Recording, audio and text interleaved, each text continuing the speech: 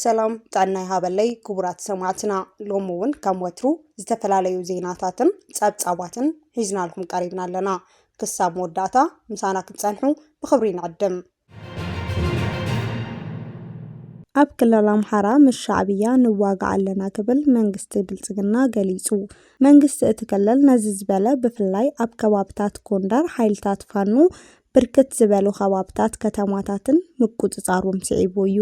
ናይቲ ከበድቲ ኣጽዋር ደብዳባትን መጥቃዕትን ኣመራርሓታት ውግኣት እውን ሕጂ ኣብቲ ክልል ተጋዲዱ ቀጺሉን ይርከብ መንግስቲ ክልል ኣምሓራ ብፍላይ ኣብ ከባቢ ደቡብ ጎንደር ዝርከባ ከተማታት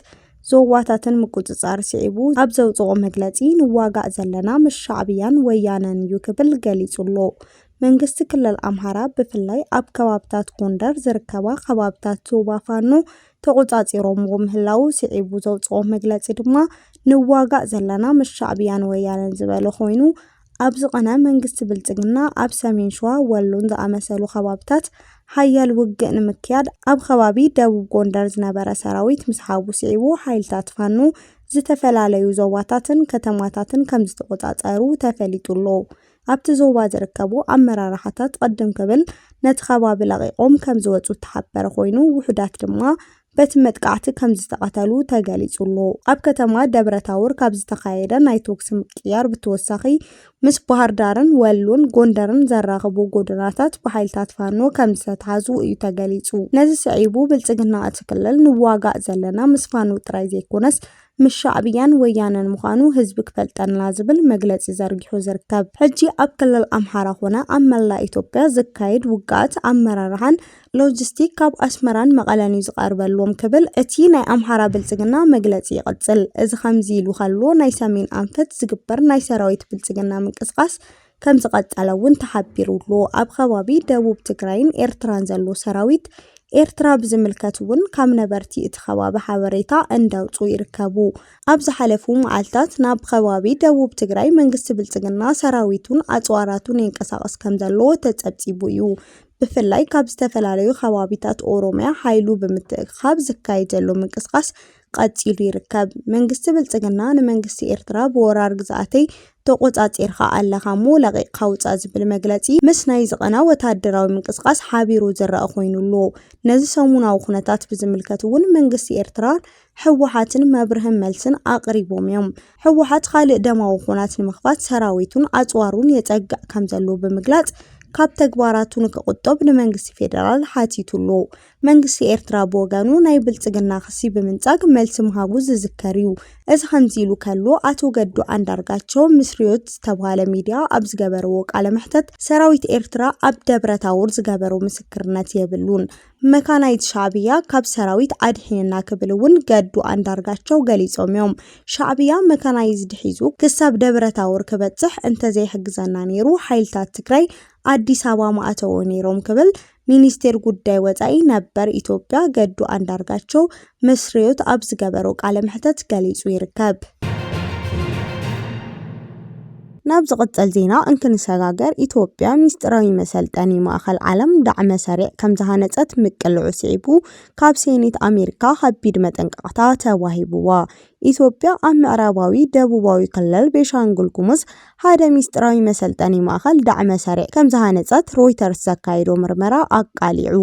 እቲ ማዓስከር ኣብ ጎረቤት ሃገር ሱዳን ዝዋጋዕ ዘሎ ወታደራዊ ጉጅለ ዳዕመ ሰሪዕ ኣሽሓት ተዋጋእቲ ወታደራት ዝሰልጥነሉ ምዃኑ ብኢምሪት ከም ዝምወል ጸብጻብ ሮይተርስ ኣረጋጊጹ እዚ ድማ ኣብ ዓለም ኣብ ዝእዋን ይካየድ ካብ ዘሎ ቀተልቲ ግጭታት ዝኾነ ኩናት ሕድሕድ ሱዳን ኣብ ኣፍሪካ ማእኸላይ ምብራቕ ንዘለዉ ሓይልታት ይጸምድ ከም ዘሎ ዘርኢ ምዕባለ ምዃኑ እውን እቲ ሓበሬታ የመላኽት እቲ ማይ ኣስከር ኢትዮጵያ ኣብ ኩናት ሱዳን ትሳተፍ ከም ዘላ ናይ መጀመርያ ጭቡጥ መርትዖ ኮይኑሎ ኣብ ደቡብ ሱዳን ውግእ እንዳተጋደደ ኣብ ዝኸደሉ ዘሎ እዋን ንሓይልታት ዳዕመ ሰሪዕ ሓደሽቲ ወታደራዊ ዘቐርብ ሓደገኛ ክኸውን ዝኽእል ምዕባለ እዩ እዚ ሓበሬታ እዚ ድማ ከም ሚድል ኢስት ዝኣመሰሉ ማእኸላት ሓበሬታ ክቃላሕ ከም ዝጸንሐ ዝፍለጥ ኮይኑ ሮይተርስ ምስ ዝተፈላለዩ ምንጭታት ወሲኹ ኣረጋጊጹ ይርከብ ሮይተርስ ኢሚሬት ዓረብ ኣብቲ ፕሮጀክት ምስታፋ ዕላማ ናይቲ ማይ ኣስከር ብነፃ ወገን ክረጋገጽ ኣይከኣለን ኢሉ ሚኒስቴር ጉዳይ ወጻኢ እቲ ሃገር ንዝቐረበሉ ሕቶ ኣብዝሃቦ ምላሽ ኣብ ግጭት ሱዳን ኢድ ከም ዘይብሉ ብዝኾነ ይኹን መንገዲ ኣብ ተጻብኦ ከም ዘይሳተፍ ይገልጽ። ብዛዕባ እዚ ምስጢራዊ ማይዓስከር ብሮይተርስ ዝወፀ ሓበሬታ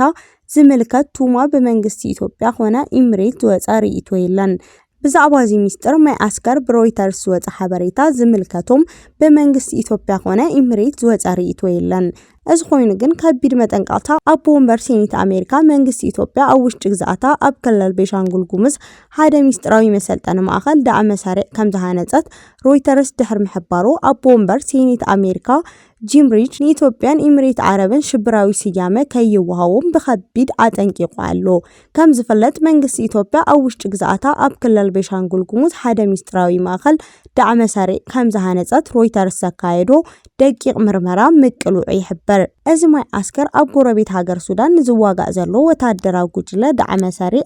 ኣሽሓት ተዋጋእቲ ወታደራት ዝሰልጥነሉ ምዃኑ ንምብራቕ ኣፍሪካ ዞባ ቀይሕ ባሕሪ ንምዝርጋሕ ብኢሚሬት ዓረብ ከም ዝምወል ተግባሪት ኢሚሬት ዓረብ ኣብ ቀርኒ ኣፍሪካ ከም ዝኾነት ብምግላጽ ኢትዮጵያ ይትግብር ከም ዘለዎ እዩ ጸብጻባት ሮይተርስ ዝሕብር። እቲ ማይዓስከር ስልጠና ዳዕመ ሰሪዕ ኢትዮጵያ ብቐጥታ ብተዘዋወረን ኣብ ኩናት ሱዳን ትሳተፍ ከም ዘላ ናይ መጀመርያ ጭቡጥ መርትዖ ኮይኑ ድማ ይርከብ። ኣብ ምዕራብ ካናዳ ኣብ ዝርከብ ቤት ትምህርቲ ብዝተፈጸመ መጥቃዕቲ ቶክሲ ብውሕዱ 7 ሰባት ከም ዝተቐተሉ ፌደራል ፖሊስ ኣፍሊጡ። ኣብ ዝተፈጸመ ቅትለት 7 ሰባት ከም ዝሞቱ ተገለጸ። ፖሊስ ካብዞም እቶም 5 ኣብ ሓደ ካልኣይ ደረጃ ቤት ትምህርቲ ብዝተተኮሰሎም ጥይት ክሞቱ ከለዉ 2 ካልኦት ድማ ኣብ መንበሪ ቤቶም ኮይኖም ከም ዝሞቱ ሓቢሩ። ኣብቲ መጥቃዕቲ 27 ሰባት ከም ዝቆሰሉን ካብዚኦም እቶም 2 ከቢድ መጉዳእቲ ክወርዶም ከለዉ እቶም ዝተረፉ 25 ድማ ንህይወቶም ኣብ ሓደጋ ዘየእቱ መጉዳእቲ ከም ዘጋጠሞም ተገሊጹሉ። ፖሊስ ትማሊ ድሕሪ ቀትሪ ኣብ ካልኣይ ደረጃ ቤት ትምህርቲ ቶክሲ ከም ዝነበረ ሓበሬታ ምስ በጽሖ ናብቲ ቦታ ብምኻድ ጡርጡር ሓዊሱ ናይ 6 ሰባት ሬሳ ረኺቡ። ሓደ ተወሳኺ ሰብ ድማ ናብ ሆስፒታል ክወስድ ከሎ ህይወቱ ሓሊፉ እዩ። ምስቲ ፍጻመ ተኣሳሲሩ ፖሊስ ኣብ ዘካየዶ ተወሳኺ ስራሕ ኣብ ካልእ ቦታ ናይ 2 ሰባት ሬሳ ረኺቡሎ። ቀዳማይ ሚኒስቴር ካናዳ ነቲ ፍጻመ ኣዝዩ ዘሰንብድን ዘሕዝን ክብል ብምግላጽ ኣብ ጀርመን ከተማ ሙኒክ ኣብ ዝካየድ ዋዕላ ጸጥታ ንምስታፍ ዝነበረው መደብ ከም ዝሰረዘ ተፈሊጡ። ፖሊስ እታ ተኳሲት ጓል ኣንስተይቲ ምዃና እኳ እንተሓበረ መንነታ ግን ንግዚኡ ካብ ምግላጽ ተቆጢቡሎ። ኣዛዚ ሰሜን ኣውራጃ ኬን ፍሎይድ ብወገኑ እቲ ፍጻመ ሃንደበታዊ ምዃኑ እቲ ዕለት ንመላእ ሕብረተሰብ ንምእማኑ ዘጸግም ከቢድ ስምዒት ዝተንከፈ ከም ዝነበረ ገሊጹ። እታ መጥቃዕቲ ዝተፈጸመላ ቱምብለር ሪች ካብ ከተማ ቫንኩቨር ንሰሜን ኣስታት 1100 ኪሎ ሜትር ርሒቓ እትርከብ ቦታ እያ። እምበኣርከስ ክቡራት ተዓዘብቲ ነዚ ሰዓት ዘዳለናዮም ዜናታት ነዚኦም ይመስሉ ነይሮም። ብኻሊእ ዜና ክሳብ ንራኸብ ሰላም።